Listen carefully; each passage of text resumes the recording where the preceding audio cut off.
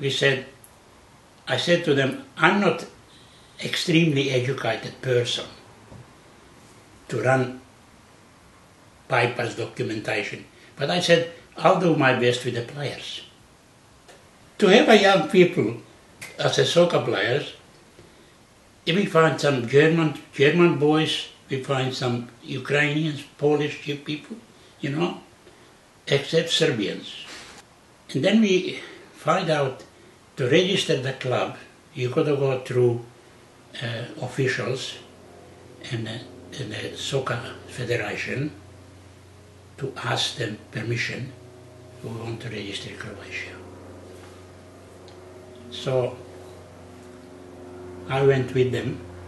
To register Croatia, they have to vote. And I said, I told them, I said, look, we're not independent country. We're only migrants. But we want to show the people that we are a nation. We exist as a nation. Two of them, I said, no, we can't vote for Croatia because Croatia doesn't exist. Believe me or not, everybody voted, and two just people, just from the just, they walk out. They didn't want to vote. I said to myself, yeah, uneducated person.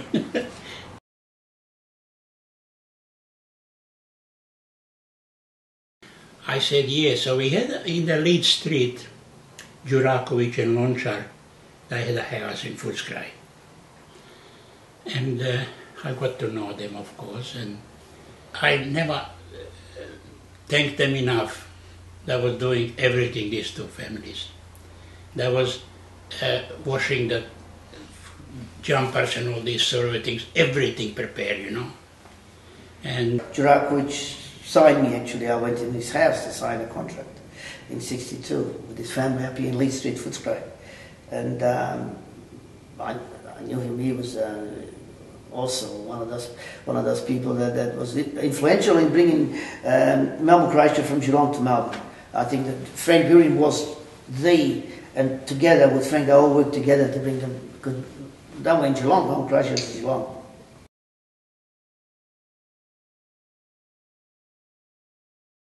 The Australian Croatia Association, Melbourne Croatia, pretty much lived as two brothers, two sisters, as a family. They, a lot of pressure was born on both clubs, in the sense that obviously they wore the Croatian coat of arms. As long as I can remember, the Melbourne Croatia Soccer Club, number one association has always been the Dom.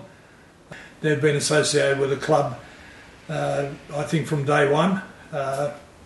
And I don't think that anything's changed. They've been part of us and we've been part of them for the last 60 years. And I think if it wasn't for the Dom and the amount of support that we get from the Dom year in, year out, I think we'd find it very hard and we'd be struggling.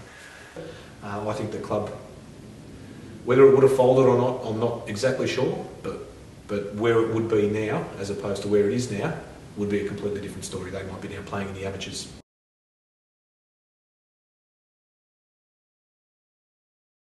Ja sam bio član AHD-a i AHD je mene poslao u Melbourne Croatiu. Pa velim, eto, držao sam sve pozicije u hrvatskom klubu, od predsjednika, blagajnika, podpredsjednik sam bio 15 godina. I've known Tomo Božić since those early days.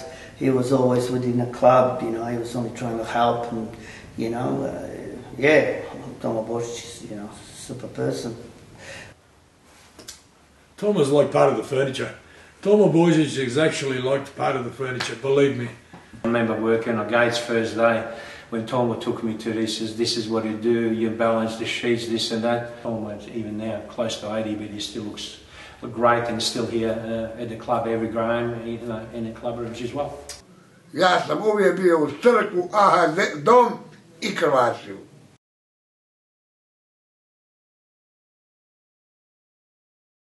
Ja sam imao 65. godine 68 članova za Croaciju iz Geelonga. Ja sam i nakupio svi koji su došli šišat kod mene, ja sam svakoga molio da dođe i da bude član i to, razumijete. Puno puta smo mi išli sa basovima, pošto nismo imali svi auta kad se došli. Kažemo, prije 50 godina je bilo mnogo došli i nije bila mogućnost da imamo auta ko sada svi. Mi smo organizirali zabavu, jer su svi rekli, bila je utakmica na Essendon parku. Kiša, ono sve, neće vam uspjeti, koštat će vas iz džepa, koštat će. Mi smo 300 nekoliko funti potrošili, da ste vidjeli onu zabavu. Bilo je više složnije nego što je sada. Svijet je bio siromašniji, ali je više dao.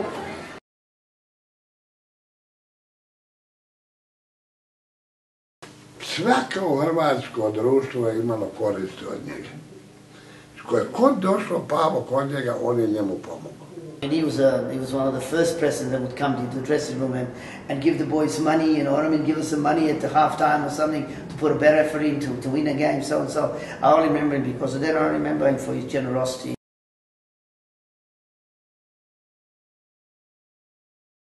Hammy was the first Socceroo that actually played for Melbourne Croatia and then got selected for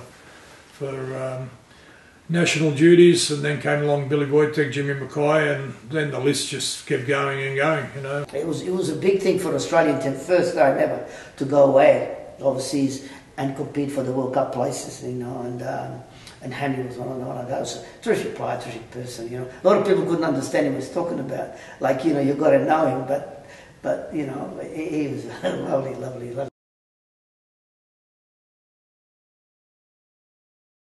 Then Enver said to me, "Come on, let's go to my office." He had an office in East Melbourne. And I was signed up straight away as a player. I didn't know what I signed, because my English, I could hardly speak any English. And somebody, later on, somebody said, "What did you sign? Did you sign a yellow form? Was it a yellow form?" I said, "I think so." He says, "Well, I signed you up for life." And I said, "I come off it." Croatia had been very good to me, and I remained loyal to the club. The highlight for me was about 10 years ago in 2003, on the 50th anniversary, as they selected the team of the century. And I was elected as team captain. Even just being selected in the team would have been an honor. But being made captain, that was just unbelievable.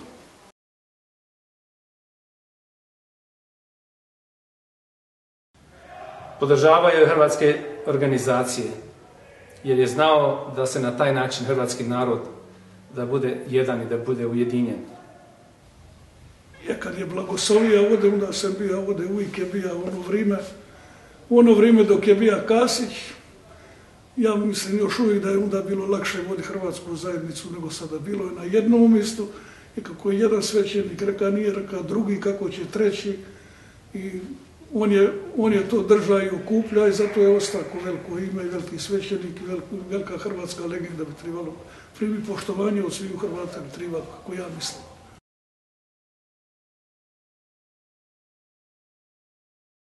Moj jedan prijatelj koji je bio s menom na brodu rekao, onaj dečko gore igra isto nogomet.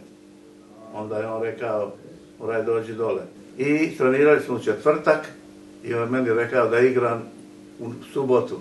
Ja sam mu odgovorio, ne mogu, tek sam došao s broda, valjam se, čitavi, razumiš? I on je rekao, no, you can play, trebaš igrati. I ja sam igrao na Essendon parku protiv Coburga u Geelongu i prvu utakmicu ja sam dao 3 gola. A Dumo je ostao jedan od igrača, 9 je ostao u Hrvat, a Dujo je ostao u Hrvati, nije išao. Dujo super coach. Whenever Joe Sigurd sacked a coach, Dujo would be the coach. That's the way it's always been. Bilo je mnogo tih stvari koje sam ja proživio ovdje u Croaciji, koji su me ljudi volili, ja sam volio njih, radio sam zato šta volim klub, šta sam širio hrvatsko ime na račun sporta.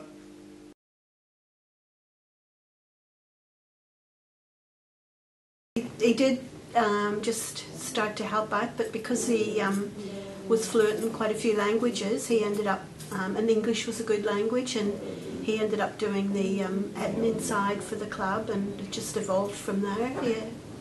And he spent all of his time at work when he was supposed to be working, doing stuff for the club, ringing players, ringing him every single, how many phone calls did he get while he was at work a day? And queues, people waiting. We worked in the employment, and we used to think it was people looking for jobs, but it was all the soccer players. I think he looking back also, I think he, considering the job that he didn't drive, he didn't have a phone, he did a lot of things without any sort of help, and team sheets, people just write them out. He typed he was meticulous and perfectionist. So when he did something, he did it to the best. So I mean, I think that's probably why they ended up having such good records. And Frank signed back in that 1962 early. That you know, and he was a hard worker. He was a president. He was secretary. He was everything. You know what I mean? I always remember him carrying his bag with all the details in his bag. You know, and about the club and this and that. And he had a terrific vision for Melbourne Croatia to be something. You know, and he played a big part. Burin bio legenda hrvatskoj zajednice, especially Melbourne Croatia.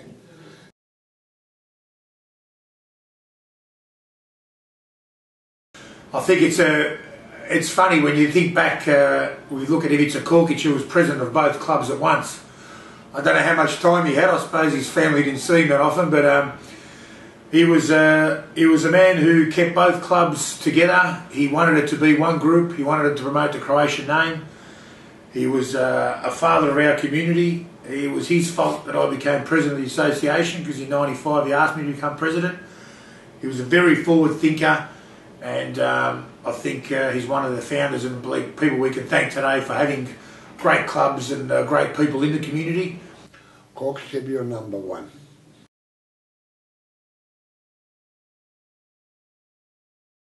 We went to training because Melbourne Croatia was in Geelong at the time. Kocian was a president, and we went in this big green Ford a few times to training, and you know, I was invited so and so. And anyway, when Croatia started training in about January 1962, I went to training in Footscray Park. There were many people there, and everybody would play. Božo Baš was the coach, everybody would play for Croatia. With so many people here, Božo just said, look, 10 people in a group, and then the first two, the fastest, will go over there, the rest are going over there, you know what I mean? So I had to be fast, and then, you know, I thought, geez, if I slip down here, you know, what could happen to me? And they gave me £100 and £5 a game. That was big money in 1962. I couldn't put a block of land at the heights. It was, I don't know, for 500,000 today. Billy Wojtek was amongst the best players Croatia ever had. And even, it's funny enough, Billy was last year overseas, we sit in a bar, and a couple of German guys walk over to him. He says, "Oh, you're Billy Wojtek." He says, "Yes, how do you know?" He said, "I remember you watching, you play for Australia in World Cup, So Billy Wojtek and, his family really did a lot for Melbourne Croatia. Actually, Billy played with my father early days, and I still see Billy here on a Friday night and a Sunday game, so he always got time to say hello and come have a chat, which is, huge respectful to me and to the club, and feelings mutual.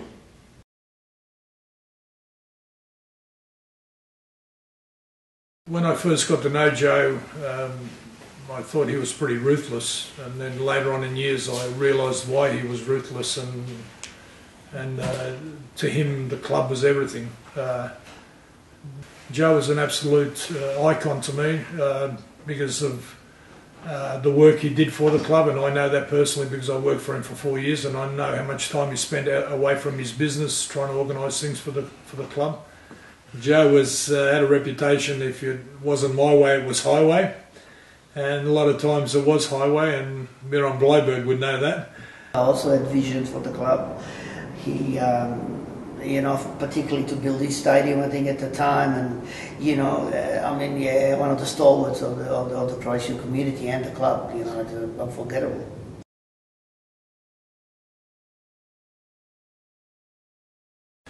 Steve also got involved in the club in his very, very early days. A very young bloke as a secretary, probably because he couldn't play soccer very well. That's why he became the secretary.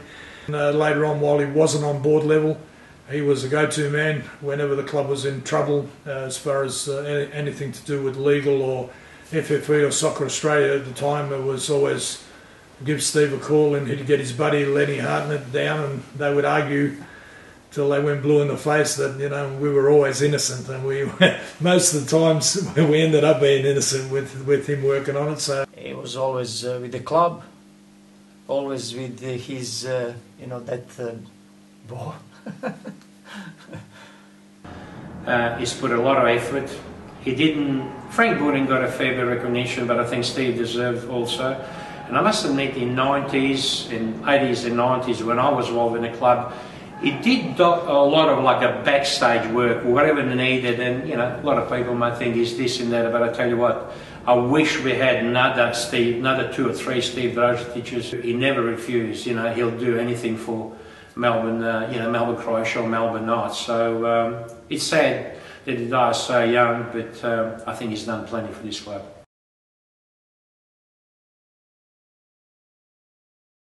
Ja sam član 72. godine u prvi mjesec posta, kad sam došao u Australiju.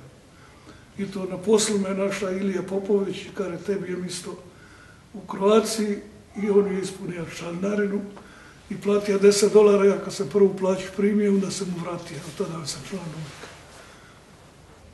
I onda sam došao negdje 70.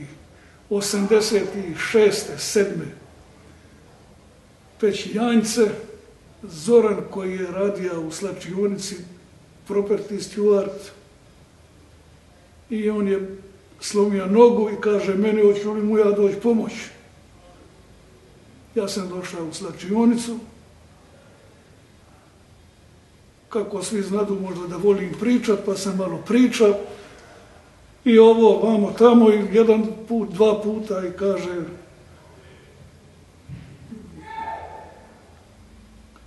George Hanan, ti bi treba ostat, kaže. To je bilo prije nego je Berlinski zid, pa je to još sam tu.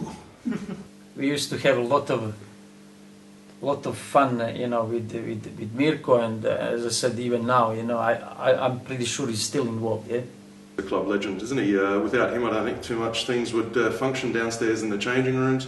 Whatever we ask for, he gives us, without complaining that much. Rus is a storyteller, but I suppose after being around the club for so many years, he's got so many stories to tell. A bloke who does a hell of a lot for the club. Actually, I don't know what we do without Rus sometimes, the amount of work he puts into the club. But it's people like him that just keep it going. Oh, his heart and soul is obviously at the club. He's been there for a long time. He's a steward of the club, does his job, never really complains, and he's one of those people that the club needs. This club, to me, everything. Because when I go for my flights, too many times I'm living in a small court. When I go from the court, I find myself in the club. Nađem se u klubu, ne znam zašto sam došao u klub, ali se nađem tu. Zato neki kažu, kad umrem da bi me trebalo provozati po igralištu ili baciti na igralištu, ali kad umrem neka rade šta god hoće, nije me briga.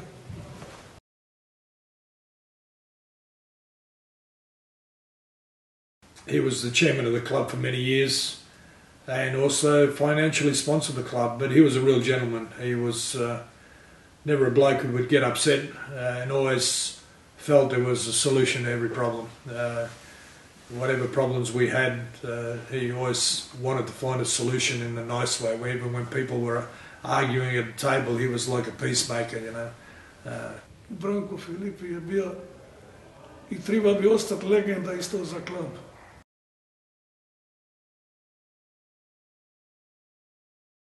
I was mainly involved in promotion and raising funds and so on, and different functions, and those days was much harder than what it is today, because it was required more money than maybe what it is today. I spent practically 25, 30 years with the club, and good times and bad times and etc. So I mean, you know, that's sort of, I feel for the club, because it's, as I said, we made the club for what it was and maybe for what it is too.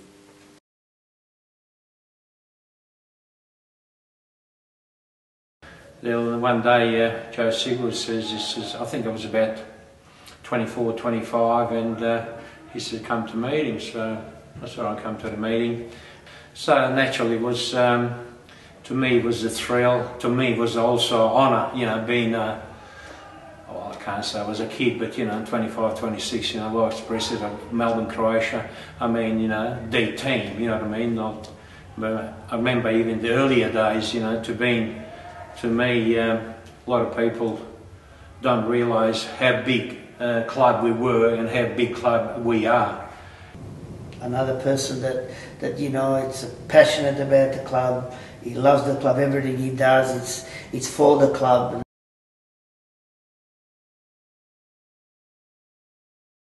72, when we got kicked out, it was a bit of a gloom for a couple of years, and then later on in the 70s, I became one of the first members, because we had to take over Essendon Lions, and we needed a membership, and paid my membership to a guy called Tomislav Hrvojevic, and I've been a member ever since. And I was vice president when we lost our first grand final to South Melbourne to Steve, and then Steve stood down, and I then was elected president, done a few stints as president. I brought Mirko Bazic to Australia. Unfortunately, we lost too many grand finals before we won one. And then finally in 95 we won our first grand final, in 96 we won our second grand final, and you know, the rest is history. Life goes on. Yes, Ange Zimmer, I had the pleasure of serving in the committee for a couple of years under Ange back in, I think it was 2002, 2003. Yeah, spent many hours downstairs here in the boardroom with Ange as our leader, and at that time as well the club was in a fairly, you know, critical state. Debt was at an all-time high, and we managed, you know, under Ange's leadership to put a stop to it and actually wind the clock back and get that debt down. I've known Ange for a long period of time, and believe it or not, Ange lives around the corner from where I grew up, so we got a close bond, and I was obviously president of the club, and him and his family put a lot of hard work and time and effort into this club, and I honestly believe that if those guys didn't do it, the club wouldn't be where it is today. There isn't a word that you could use to describe him, because the amount of work that gentleman puts into this club deserves more than one word, and it wouldn't be alive if it was for him. So, Ange, there isn't a word. It's absolute legend, I don't know.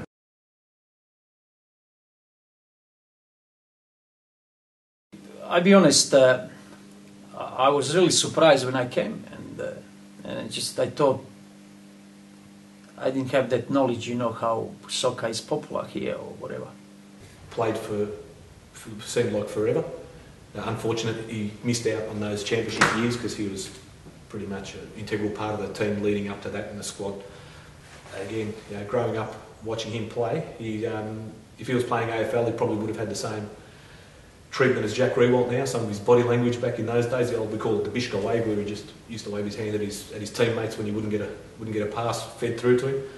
He was my captain ever since I was at the club, I think. So he's pretty demanding. Always wanted the ball.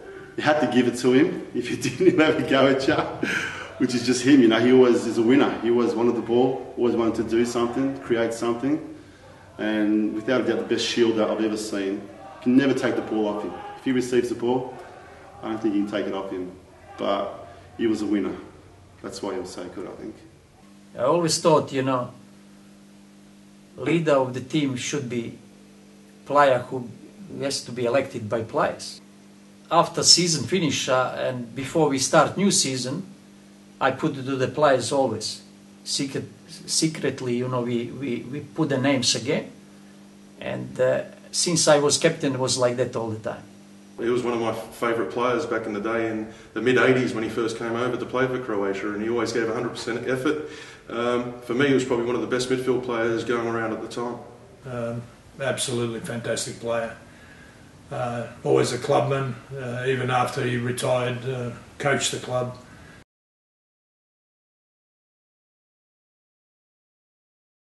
First of all, player, then player coach was really, really hard, and then coming back as coach.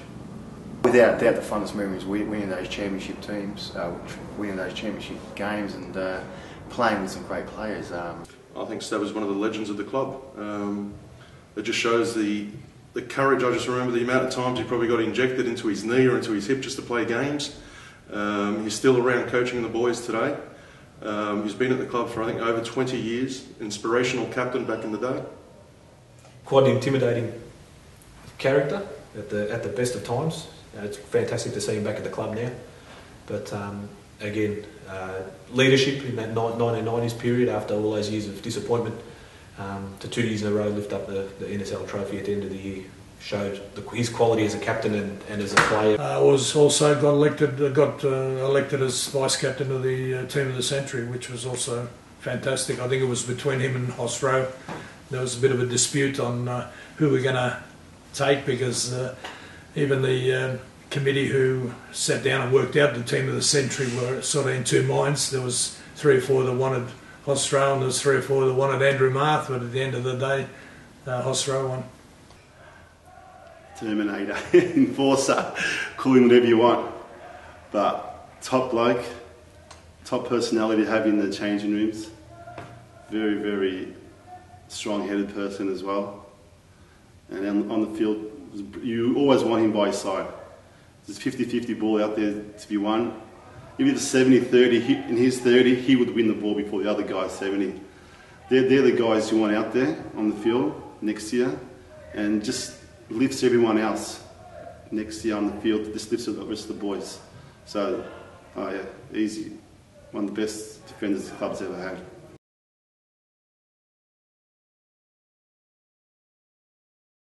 When you want to do something, when you're willing to do something, you got to stick to it, and you got to give everything you got. And this is my point all my life. People love the club and they live for the club. Ja sam siguran da svaki od nas koji smo radili za Kroaciju da želi Kroaciji i Melbourne sve najbolje u budućnosti. Because mi smo, dok smo mogli, pomogli jako puno.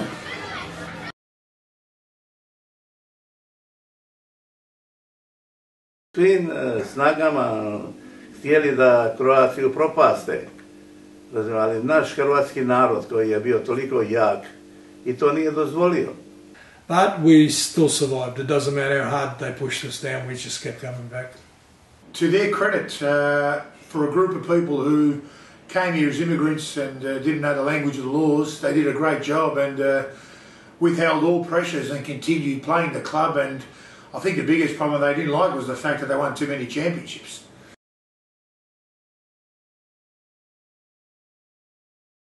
A lot of people have done a lot of things for this club, and some of them probably won't get recognised, but look, everybody's done their little bit. That's why we've survived for 60 years.